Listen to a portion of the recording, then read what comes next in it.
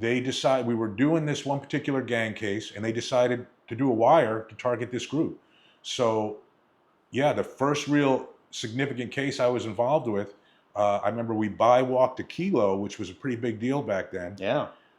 Probably 13,000 or 15,000. I don't A know. Coke, Of I'm coke, yeah, assuming. yeah, of Okay. coke, Okay. and went up on a wire on a group, and a lot of it was crack, kilos of crack cocaine that was being moved, and South LA or South Central LA gang members.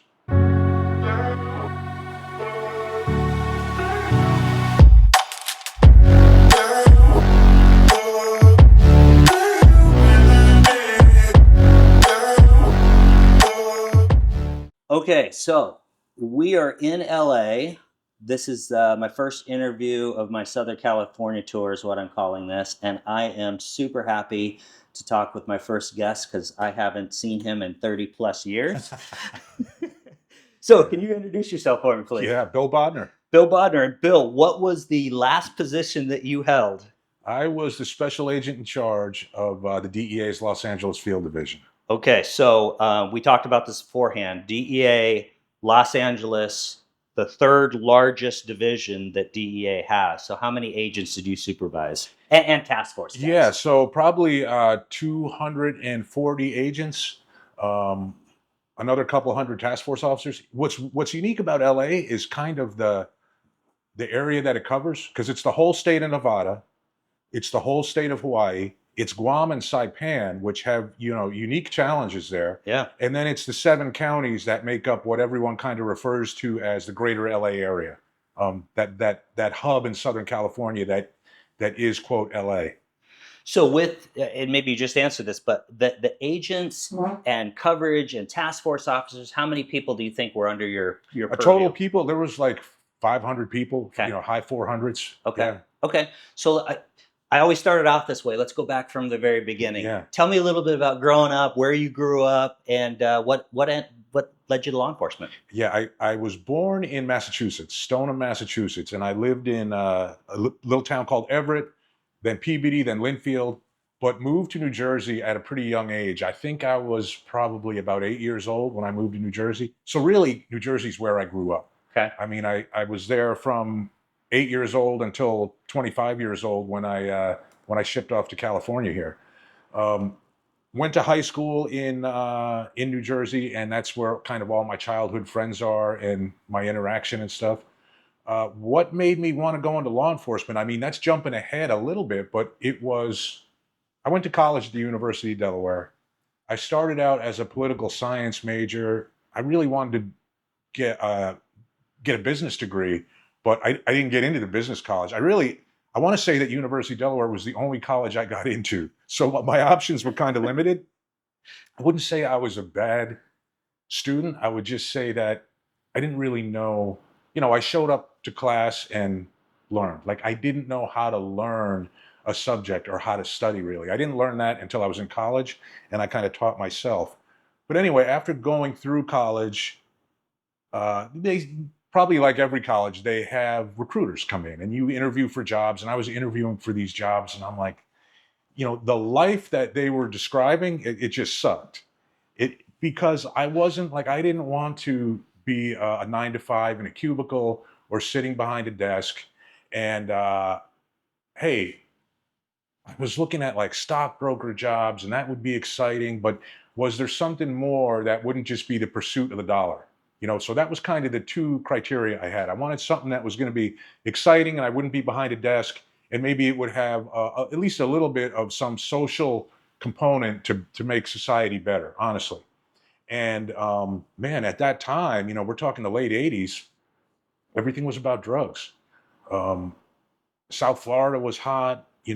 George Bush Sr. had started a lot of programs in South Florida to go after the Colombian cartels, and that was in the news all the time. There was the crazy Dadeland Mall shooting back then.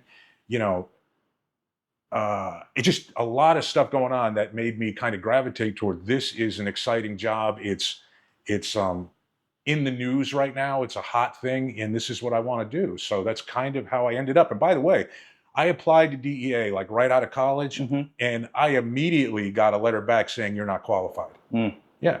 So I laugh because, I'll tell a story later about how that happened to me later on in life, the same thing. But because of what happened with DEA, I was like, no big deal. You know what I mean? Hey, I didn't get.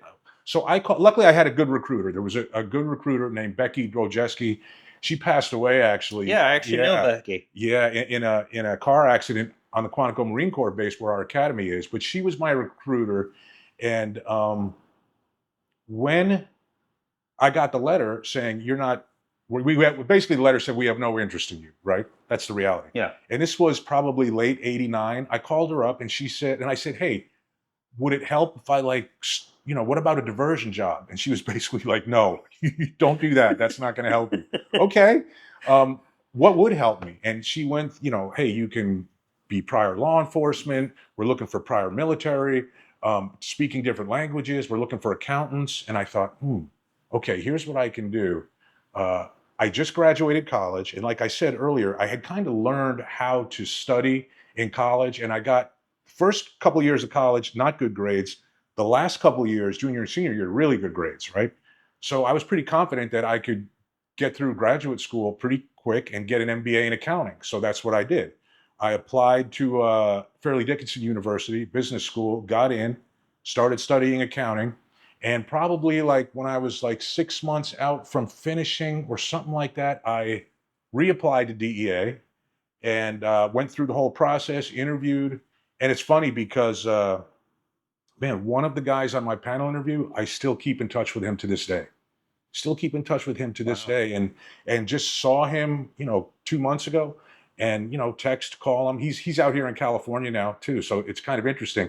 And that's something that there's a learning lesson in there, not to get off track, but we don't realize the impact that one simple conversation might have in someone's life. Because I guarantee he doesn't remember that interview, right? He was ready to ship off to Thailand. He was a dude that was probably around the office. We know how this is. They didn't want to get him involved in any cases because they didn't want to have to pay for him to come back to testify. So they're like, hey, we got interviews today. You're going to interview this guy. So to him, it meant nothing. But to me, I always remember him and I always remember that conversation. And it was, I ended up getting the job. So it was incredibly impactful. So that always stuck with me. Like, you don't know the impact that you're having on someone in a simple conversation that you're not going to remember the next day. So carry on every conversation as if it's that impactful conversation. Yeah, it's interesting that you mentioned that you got an accounting degree because I remember at the time it was prior military, prior police, accounting degrees, speak a foreign language. But then I remember at the academy, we had guys in our class. I remember one guy, Perrier salesman. It was just... Who's that? It was one of... What did you say though? Perrier water salesman. Oh, okay. I don't remember who that was. Yeah, I can picture his face. I have to get his name, but it was just a life experience. That's all they wanted. Yeah. And and it was certainly odd for me because I was so young, and that's what I wanted to chat with you a little bit about. No military, no police, no experience whatsoever. You get to the academy. What are you in shock? And by the way, like, I'll answer that, but that's something that what you just talked about frustrates me to this day because there are recruiters that when people, DEA recruiters for DEA right now, that when people call them about the job, they tell them, hey, go get some law enforcement experience first. Yeah. And I feel like that's a huge mistake. People have so much to offer. We need to look everywhere. We need to look across every occupation and look everywhere for qualified people. And you'd be surprised, like some of the best agents that I knew, one was a hairdresser, one that's an ASAC now, still working. He was the shopping cart guy at Target, literally. But he spoke a foreign language and he had a strong work ethic. So he turned out to be a dynamite agent. So I think too often a lot of recruiters get hung up on we need this, this, and this. Yeah. And it's like, no, we need the things that are not necessarily as black and white. Yeah. No, I agree. But showing up to the academy, it was a shock, man. It was a shock because no military, no law enforcement, 25 years old, my roommate was, had been a professional football player for 10 years in the NFL and played in the Super Bowl. And, we had a Navy SEAL in our class. Yeah. We had very accomplished people in our class. And here was I like, okay, I'm here. Let's just make it work. Yeah. I mean, I remember the military guys in particular were just like, quit treating us like kids. And I'm like, holy crap, I am a kid. And I feel like I'm getting the crap beat out of me here. But it was kind of one of those things. I don't know if you felt the same thing, but after about a week, I'm like, okay, this is it. You just kind of settle in. No, for sure. Yeah, it was different, but I mean, it was, hey, we had a good group of, I mean, I'm sure every group is really a good group that comes through how they bond and everything. And it was a lot of fun going through it. Yeah. Yeah. Well, but we had guys who had been through multiple academies, a police department academy, then an ATF academy, now going through a DEA academy. Right. So they knew the game. They knew what was going to be hard, what wasn't going to be hard. Yeah. Just as a side note, I always thought, because I remember this, I always think of Band of Brothers when I think of you, because there's a guy in Band of Brothers who can imitate people. Right.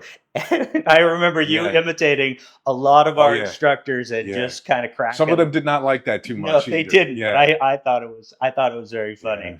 Okay, so before we move on to what you did with DEA, I just want to talk about just the very last part, which is, and I don't know if it's still as strict as it is, but we had very strict physical firearm standards. Yeah. And I remember you got to the very last, No, thing. I remember running with you the last, I don't know if you remember this, but I remember. Yeah. So here's the story with that. Showed up, I took the first PT test, no issue, passed everything. As you should, right? If you're going to the academy, you can control what kind of shape you're in. That's the one thing that you can control. Yeah. You better show up and be in good enough shape to at least pass the test, which I did. Going through, I developed stress fractures, and I don't know if it was from running in trails. Like we ran in tank trails back then in Quantico. I don't know if they probably still do that. Just very uneven terrain, whatever it was. And I even had x-rays, and you could see, like at first they thought I was a little bit of a scammer.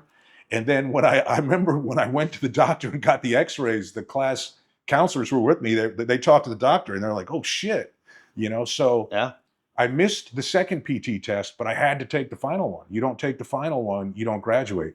So I took it, and I had like basically a soft cast on my lower leg, and I just pumped that baby up and like Velcroed it up as tight as it would go.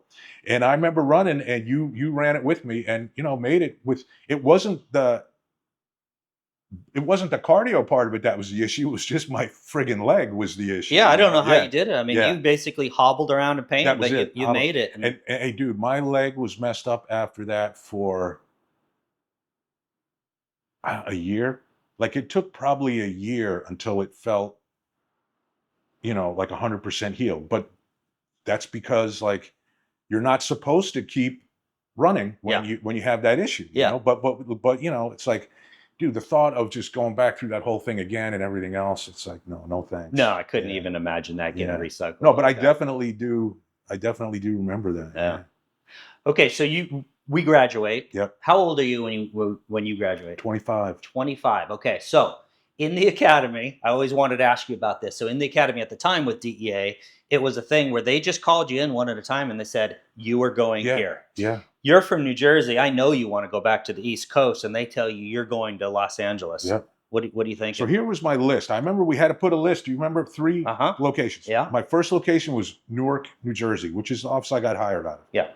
It enabled me to, live at home or whatever, be with my childhood friends, whatever the case. Yeah. Second was New York City, which I thought, like, there's no way I don't get New York City because huge office, down on people. They're trying to build it up. This is 92. Yeah. 1992. But my third choice, I put West Coast. Just generic West Coast? Generic West Coast. Wow. That's what I put. And here's the thing, like I'm not really like I like the ocean. I like being near the ocean. I like being on the coast. So I wasn't really about Chicago or Texas or St. Louis or anything like that. So I kind of asked for it. You know what I mean? Like looking back, I kind of did ask for it. But hey, it's kind of the way things happen. It was a shock. I was super shocked. But never did I have the thought like, oh, screw this, I'm not going to go there. It was like, wow, that's crazy. I'm going to LA. I've never, had I been there? Yeah, I had been there, but you know, it's going to be a whole new life. So what was it, or what is it that's kept you here since Hey, then? so 92, I got here in July. We graduated in April of 92, I think. April, May. Yeah. Um, I moved to California in July, and I remember that Thanksgiving being on the beach. So it was 70 something degrees. For real. I was on the beach, 70 degrees, and you could look up in the mountains and see snow. And literally, you could go skiing or snowboarding in the afternoon, be on the beach in the morning and go skiing or snowboarding in the afternoon. And the weather was just incredible. I'm like, man, it doesn't rain here. It's always 70 degrees. Like this is a great place to live. When you're young, it's like that's all you really care about Yeah. is the weather. Yeah. And really the weather, I met my wife here. That obviously has something to do with me staying, but also the weather. If you can deal with all the BS in California, it's a beautiful place. Which I want to talk with you Yeah. about at the end. But okay, so you get here. Your first group, you're in a task force, and it's essentially wiretaps. Well, here's what it was. It was actually a gang task force group. Okay. But it was some senior guys who like had used wiretaps before. They knew the value of them, and they decided we were doing this one particular gang case, and they decided to do a wire to target this group. So, yeah, the first real significant case I was involved with, I remember we buy-walked a kilo, which was a pretty big deal back then. Yeah.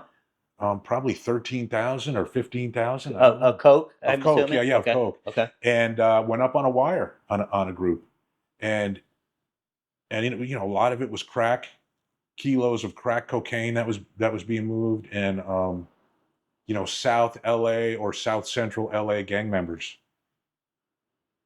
Man. Yeah. So talk a little bit about wiretaps in general. I don't Yeah. think that people really kind of realize what they are. I think most people think a wiretap is you do your affidavit, you go in, you send it to the judge, and Right. that's it. But talk about how much goes into that. It's an awful lot that goes into it. It's one of the, especially at this time, like we're talking, this was 92, right? It was one of, I don't know what the word would be to describe it, like maybe a rarely used investigative tool because it was so cumbersome. Yeah. And a lot of people just didn't want to deal with all the BS to get it going.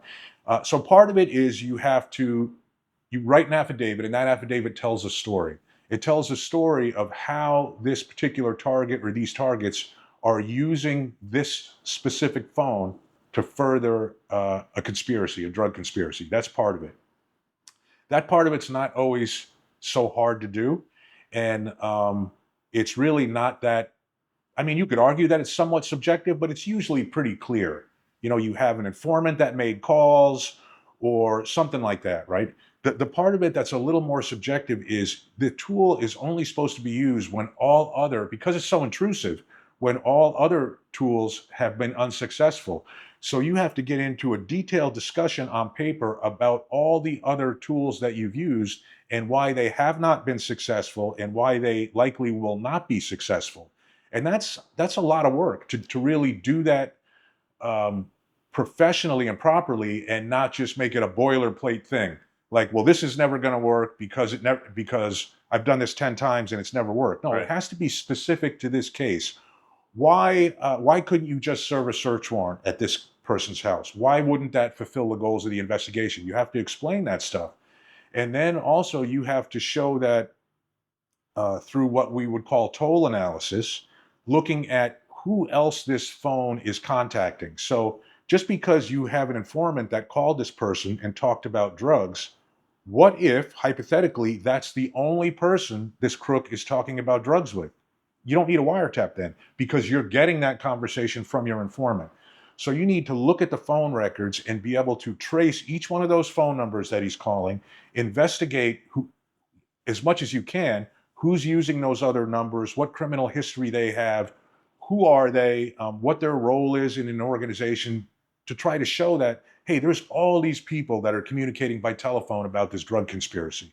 So it's a lot of work.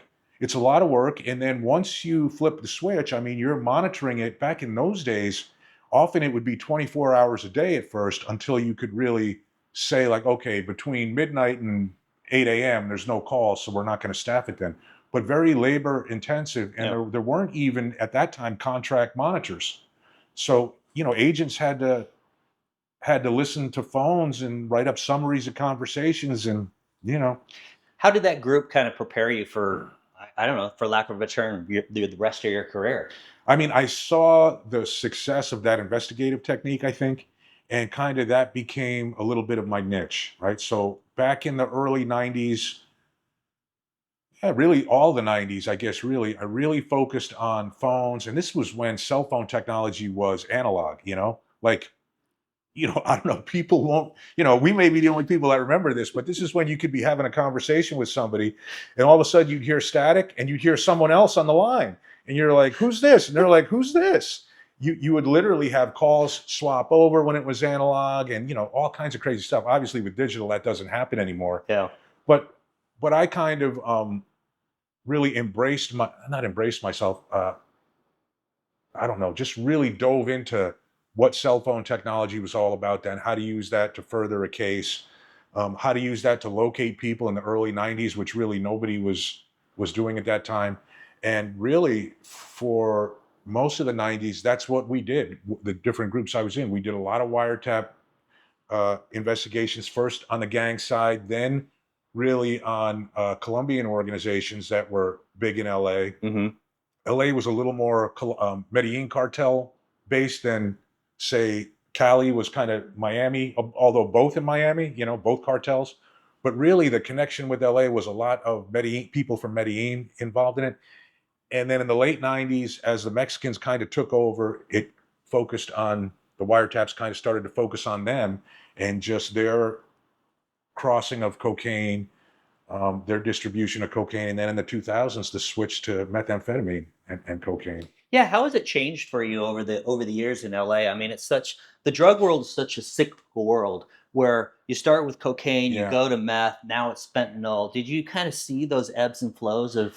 The biggest, people ask me all the time, hey, what's the biggest change you've seen? The number one thing I've seen change is switch from plant-based drugs to synthetic drugs. Mm, So, don't think of it like methamphetamine to fentanyl. Think of it like from cocaine to meth and from heroin to fentanyl, right? Because think of it like if you're a Mexican drug, now, right now, Mexican drug trafficking organizations dominate the world landscape in drugs, right? Right. There's no question about that. So put yourself in their shoes and say, like, hey, we want to make more money with cocaine. How do we do that? They have to buy more cocaine from South America. They don't produce cocaine in Mexico. So they have to buy more cocaine in South America. They got to get it through the transit zone where there's 5, 6 different governments they either have to pay off or there's a risk it's going to get seized. They're doing all that to get it into Mexico, smuggle it across the border for what? To add a couple $1,000s on the price of a kilo, right? Right. You can't scale that. But contrast that with meth, where, man, remember Zheng Li Gang? Mm-hmm. Zheng Li Yigang? Yeah.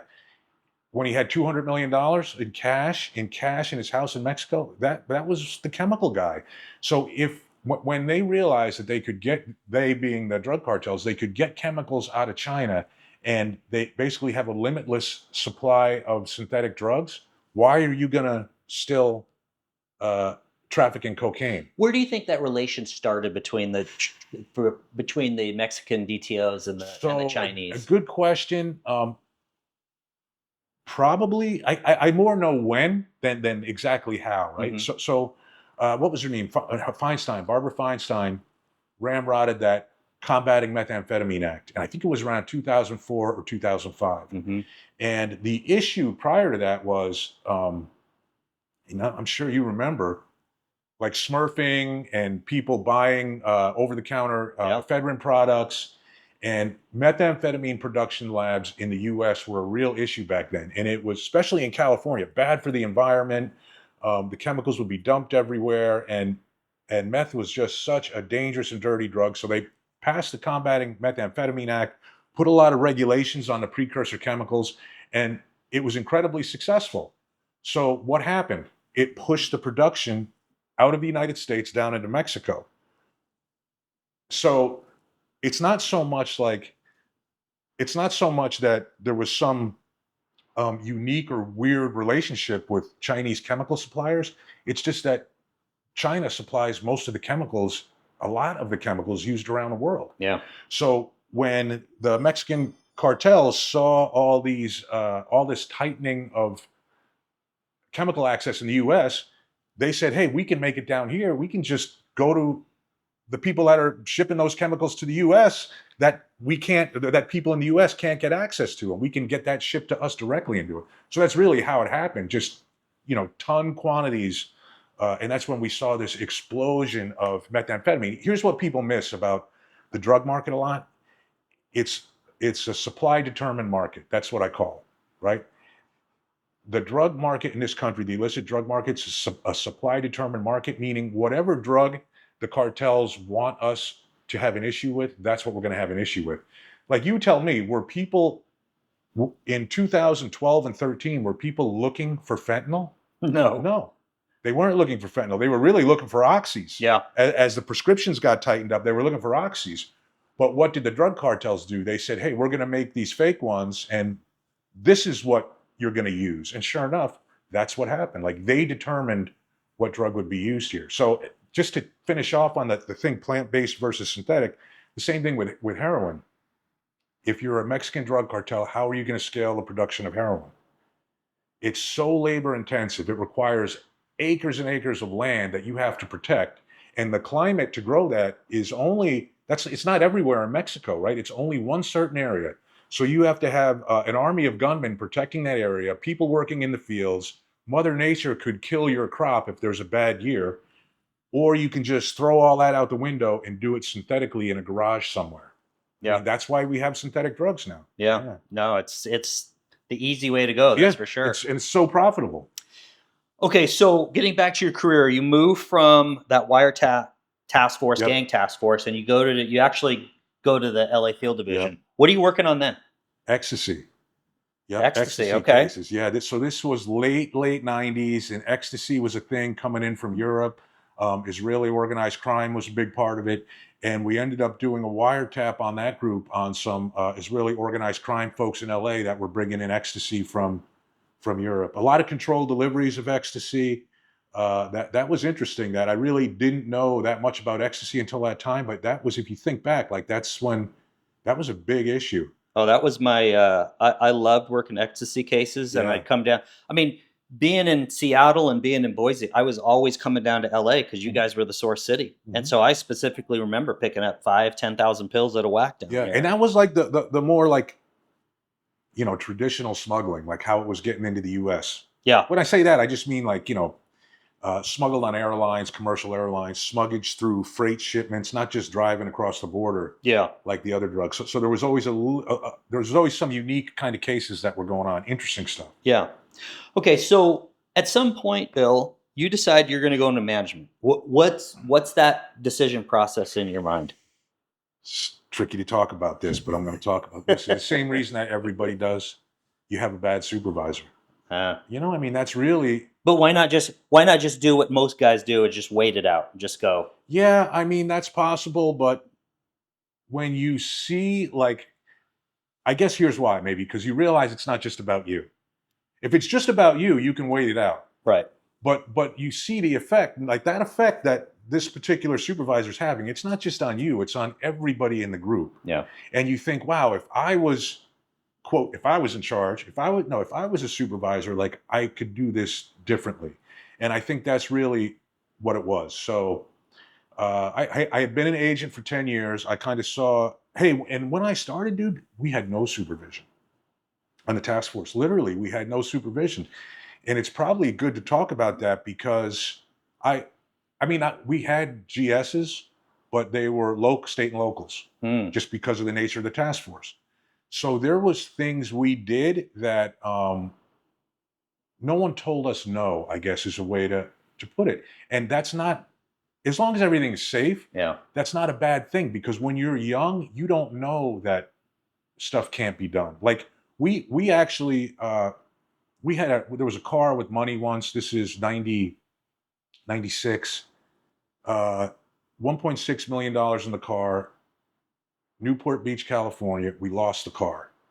Lost it. We knew it was going to Miami. This is back in the Colombian days, right? Lost the car. That night, we were on pager intercepts and phones. We got an intercept over our pager intercept, and it turned out to be a number of a hotel in Tucumcari, New Mexico, with the particular code that this driver used. So we said, shit, this guy is in Tucumcari now at this Holiday Inn. We know where he is. We actually flew a sheriff's deputy out there, and he joined with DEA officers all across the country, and he followed this car all the way to Miami. Now, that would be something where if you had supervision, they would say, no, we can't do that. Like, you're crazy. You can't do that. But again, no one really, it's like, oh, is that what the feds do? Like, okay, let's do it. And, you kind of see, when no one's telling you no, you see what's possible. Sometimes you just have to swing the bat. And that was kind of a recurring theme, like in things we did back then. I can remember one time, again, a pager intercept, and this is a story that I tell, and I don't know, a lot of people just say BS, but honest, truthful story. Pager intercept, I'm driving home, and the sheriff's deputy, who was my partner, he calls me, he says, hey, we just got this intercept over the pager. And it's just like an old dot matrix printer. It prints it out, and that what you see is what that guy got on his pager. And it was a 310-936-4180 number, something like that. I'm making it up, but it had this code for a guy that we knew was out of Miami, involved in cocaine trafficking, and we're like, so he's out here now? And literally, I said, you know what? That sounds like a payphone at the airport.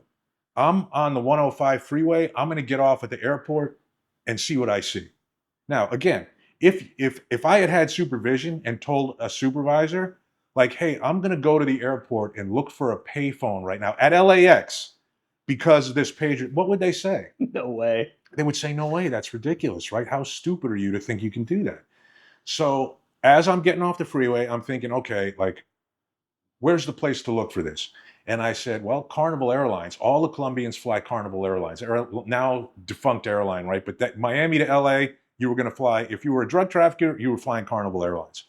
And I knew they flew into what's now the international terminal. I don't know what the technical name of it is. I don't know. It was a mayor. It was named after the mayor, whatever. I parked the car. I walk into that terminal. I walk up to the first phone. Nope. I look at the second phone. It's the number. I swear to God. Holy crap! What are the chances of that? They're zero. Yeah. The chances of that are zero. But again, like no one told us like this is stupid. You can't do. So we were just like, let's go see what happens. So we found that payphone. I found the payphone, and then I called the guy, and I'm like, hey, you won't believe this. I called my partner. I was like, I'm calling you from that payphone. He's like, oh my God, that's good. And we then I looked around and I saw these loud dudes speaking Spanish. And I'm like, man, they sound a little bit like they could be Cuban, from Miami. So I watch them go outside and they get on a hotel courtesy bus. Okay, so I get in my car and I go over to that hotel, and the people at the hotel are like, no, I don't know what you're talking about. No one matching that description came here. And I said, well, but I saw them get on the bus. And they said, hey, sometimes people ride the bus here and then they don't come to this hotel. They go across the street to the rental car place. It's a little like trick. So I go across the street to the rental car place. Yes, they just came here. Get us a subpoena. So we get them a subpoena. They were staying at another hotel like next door.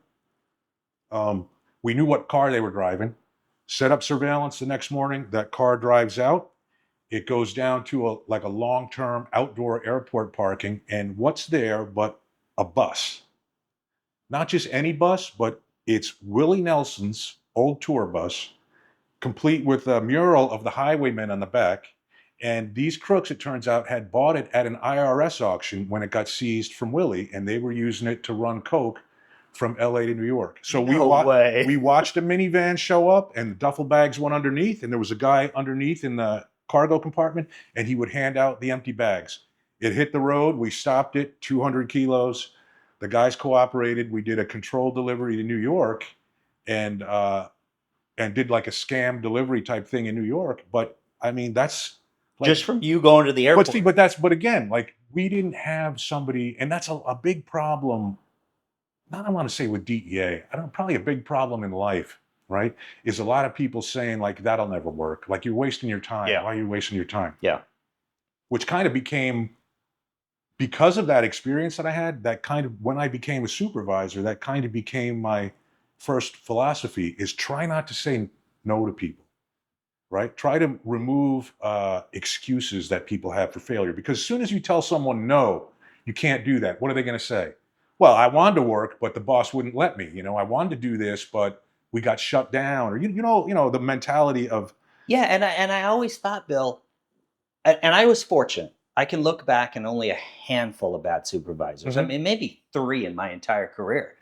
But I always thought your only job is to help yeah, us arrest somebody. right. Why are you telling us no on some of this stuff? Yep. Unless it's you're going to get somebody hurt or Yep. killed or Yep. totally get it.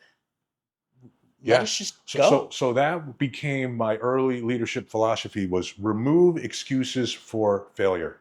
Like, if someone's saying that, hey, I don't know, whatever it is, like, oh, you think that's the reason why this isn't successful? Okay, I'm going to remove that. Let's address that. Yeah. Fix it.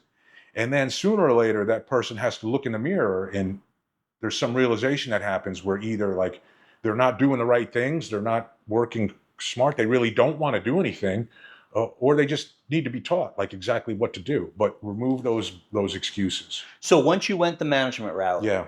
did you always, was your goal to be a SAC? No. Okay. No. Okay, so let's start with this then. Give me the difference for the audience. In DEA, we have group supervisors, we have ASACs. In the larger field divisions, we have deputy SACs, and then we have the SACs. Give me the difference Yeah. of those levels and what you do. So even the GS-13, or the working agent, right? Not a supervisor, the senior working agent. What I used to tell, or as far as expectations, what I used to tell those people is, you should be looking for, all you should care about is furthering your case. Like, you should be looking for the most expeditious way to do things. It's okay to look for shortcuts. Your job is, just almost have tunnel vision and work on what you think is important, like getting that case done, putting those people in jail. And then the GS has to kind of take a little step back and has to say like, okay, I got to take a little bit of a bigger view, and I have to incorporate some other things, like maybe there's some general policies that we have to follow, like things that we can't do that this person wants to do, that where I have to draw a line and say we can't do that. There's other cases in the group that need to be worked, or whatever the case, to have a little bit more of a broad view. Then when it comes to an ASAC, that's where you really expect someone to start thinking big picture a little more. Like, what liabilities are you creating?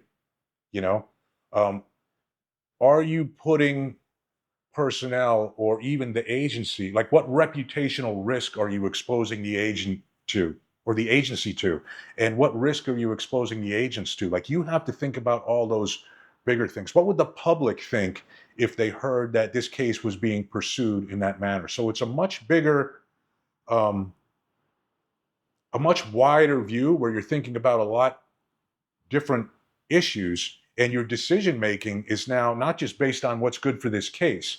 Your decision making as an ASAC is really based on what's good for maybe your division office.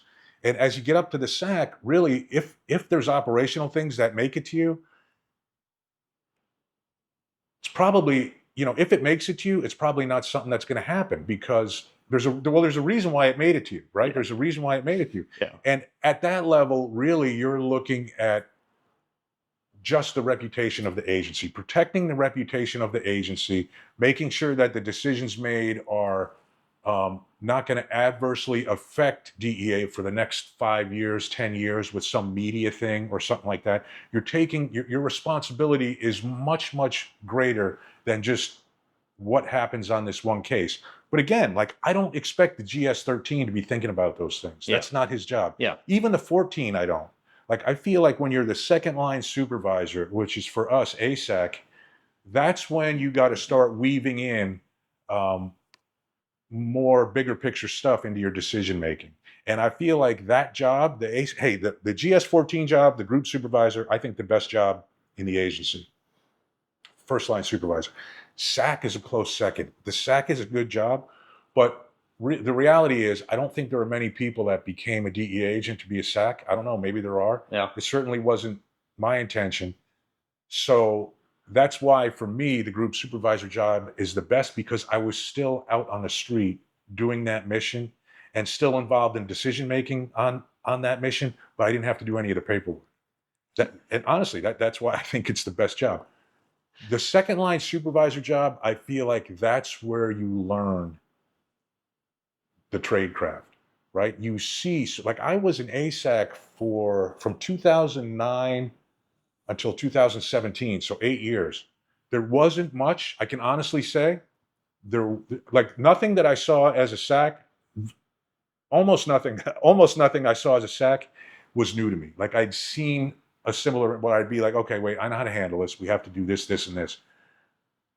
Because that's where you learn the different parts of the job, whether it's critical incidents, personnel matters, task force partnerships, all those things that can be headaches at higher levels of management. When you're a second line supervisor, you're getting exposed to them and you learn how to handle them. And I think like when we shrink down that time that someone's an ASAC, we can kind of see the results of that on the other end.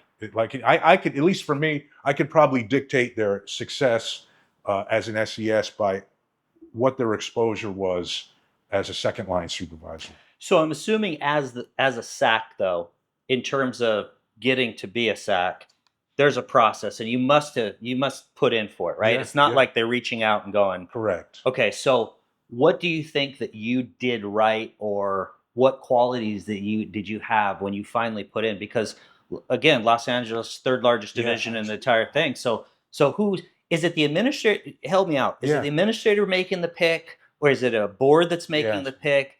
Are you in the right place, right time? How does that happen? It depends, man. It depends on who the administrator is at that time, how they want to do it, right?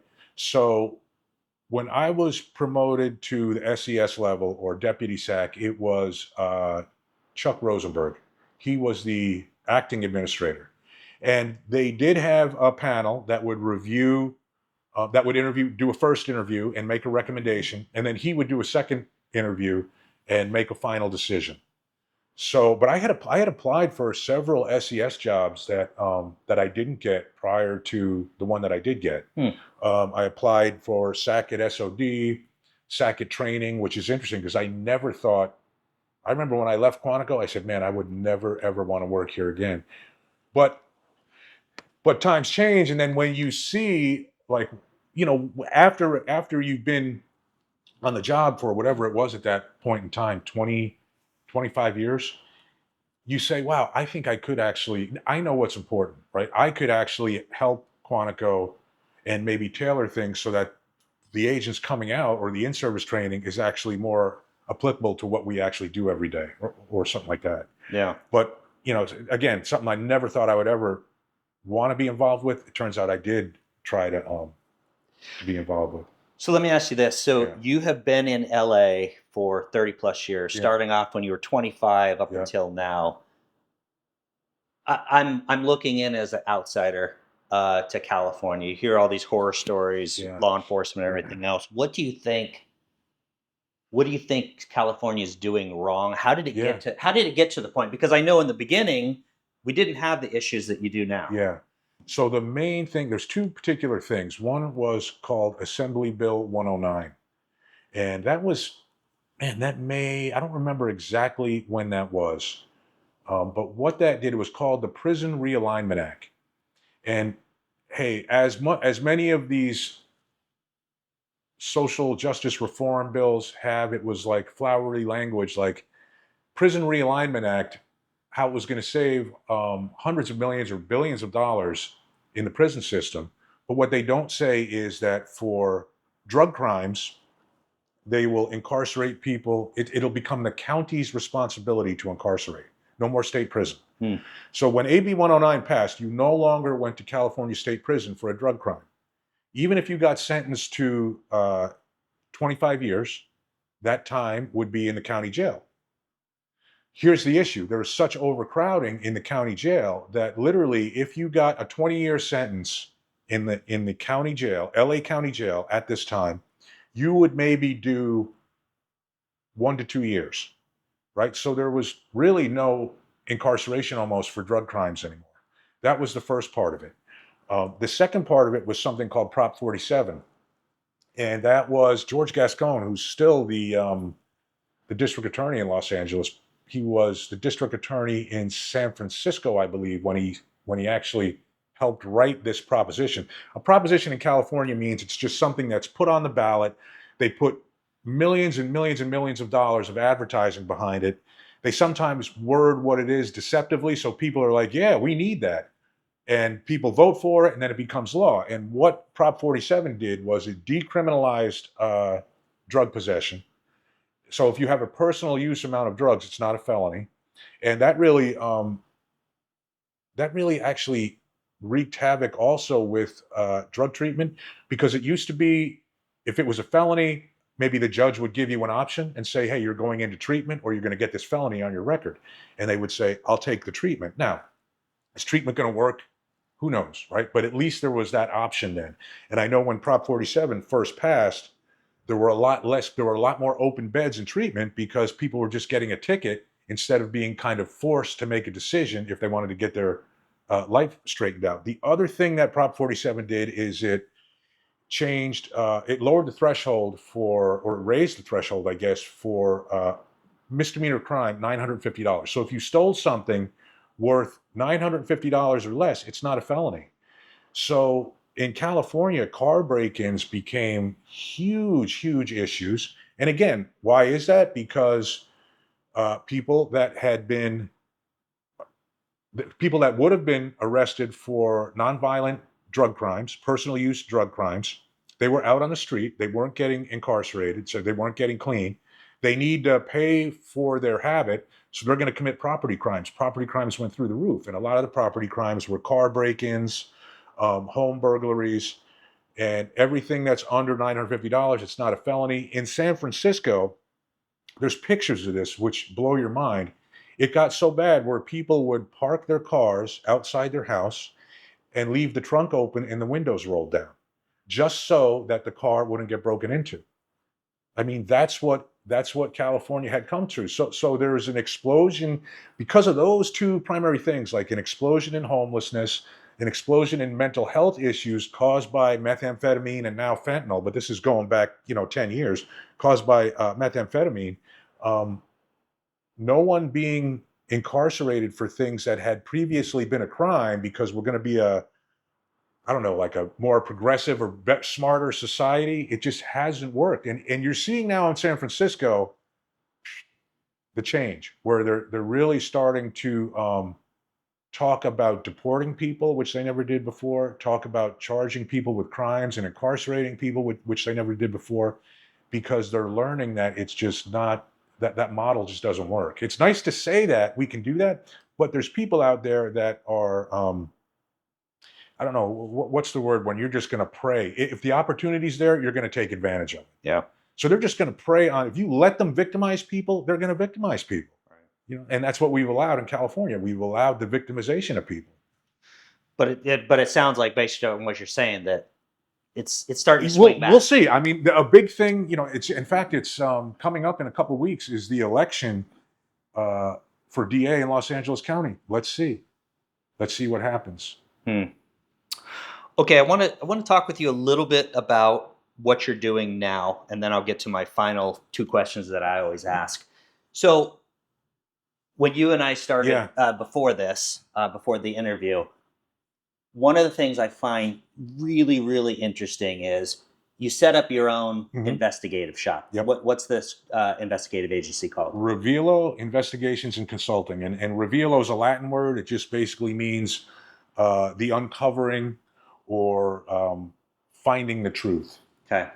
So what I find super interesting, and I've talked to other agents about this, is you were the SAC, right? You're the SAC in the third largest division for DEA. I'm sure you had all sorts of contacts.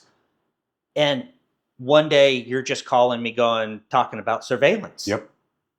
Why? I mean, why not go to some high power consulting job or whatever else? Why open up your own shop? So 2 reasons. And the first thing is, again, why did we take this job in the first place?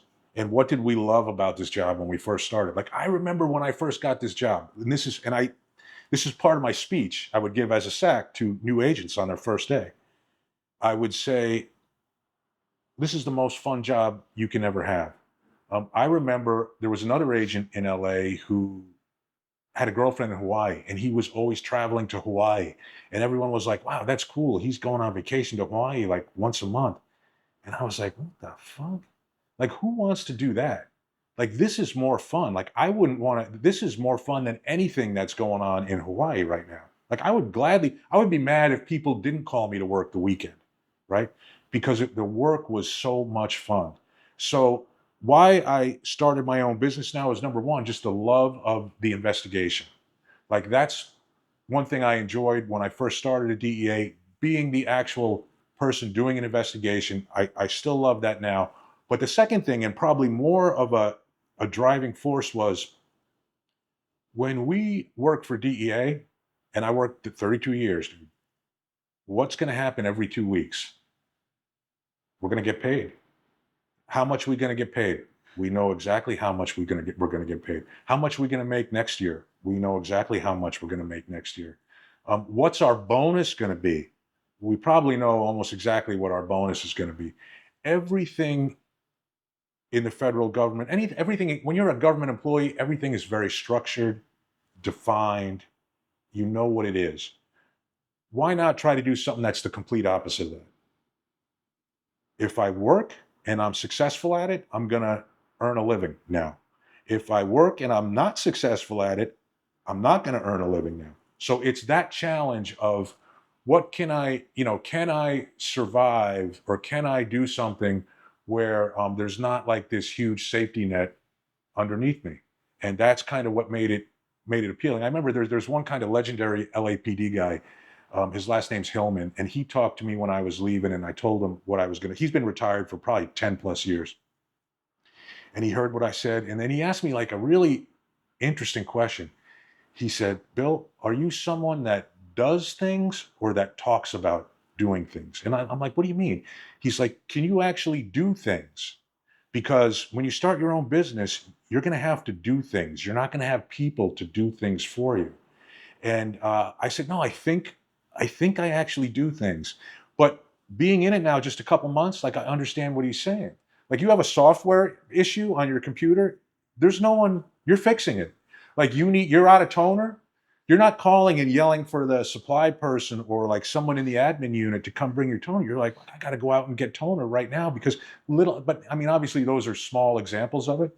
But the idea is like, now, can I really, can I be successful at something when there's no safety net where I have to produce?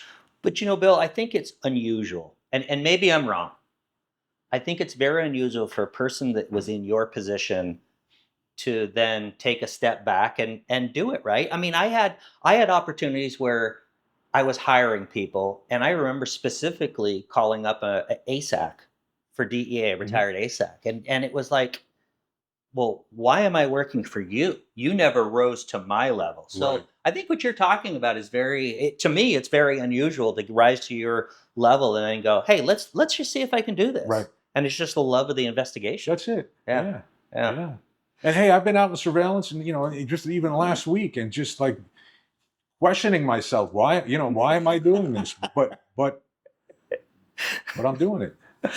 Okay, so the other thing I want to talk with you about, and I got a chance to listen to a couple of the episodes, and Yeah. they are really good. I think Thank you. you have a podcast. Yep. It's called True Nation. Truth Nation, the Truth Nation. Truth podcast. Nathan. Yep. Truth Nation. Can you tell me a little bit about it? Give the audience an idea of what the podcast is about and who you're hosting it with. Yeah, so I'm hosting it with a gentleman named Mark Garrett, and Mark was someone. So he's retired chief of the California Highway Patrol. Worked in LA. I met him when he was still living in the LA area. In fact, when he still worked for the Highway Patrol, of course. And I just thought, like, he, at one of his roles coming up in the Highway Patrol, was a PIO. So he understands, public information officer. Mm-hmm. He understands communicating with the public. And he just has like a real fascinating, or not, maybe not fascinating, a very interesting view on a lot of current issues in this country. So I hit him up and I wanted to do a podcast for really the same reason. Like, I feel like there's a lot of things going on that people um, don't know the true story, or they hear about it and they think, oh, yeah, that's crazy. But they don't really know, like, exactly what happened with this issue. For example, we had an episode that just came out with one of the ATF guys, Pete Friselli, who was the whistleblower on Fast and Furious. And I'm sure everybody in this country practically has heard about Fast and Furious, the ATF operation. But what specifically was ATF allowing to happen? What were the consequences of that? What were the breakdowns that allowed something like that to happen? Just getting into the details and talking about current issues, whether it's law enforcement, politics, government, whatever it is, trying to add like some independent uh, discussion about that issue with hopefully some factual basis. You know, we'll cite where the information comes from, and we'll just sit down and talk about an issue for an hour. So one of the episodes I listened to was American Nightmare, series on Netflix. Yep. Unbelievable story. If the audience wants to check that out, and I think you guys had a really interesting take on that. But one episode that I wanted to talk with you about, just kind of give me your impression about it, is the marijuana grow with the Chinese guys. Can you explain that story? Because I don't think people really understand what's going on. So as far as like who's dominating so right now, you know, California legalized marijuana in 2016. It took effect in 2018, right? Since 2018, just as a side note, marijuana seizures at the U.S. border are down 88%, I think. So why is that? It's because it's just grown right here in California. Like, why are you going to grow it in Mexico and smuggle it across the border where it will be seized when you can just grow it here, and it's just much easier. So, needless to say, there's a boom, or there was a boom, in illegal cannabis cultivation here in California, and it was every criminal group. Like, a lot of times, I'll hear people say, "Oh, it's drug cartels. The drug cartels are growing marijuana here in California." It's not the drug cartels that I would, you know, it's not like Miles Zambada put together a plan and has people up here in California growing marijuana. That's just not happening. Are there Mexican nationals doing it? Absolutely. The people dominating the scene right now are Chinese organized crime.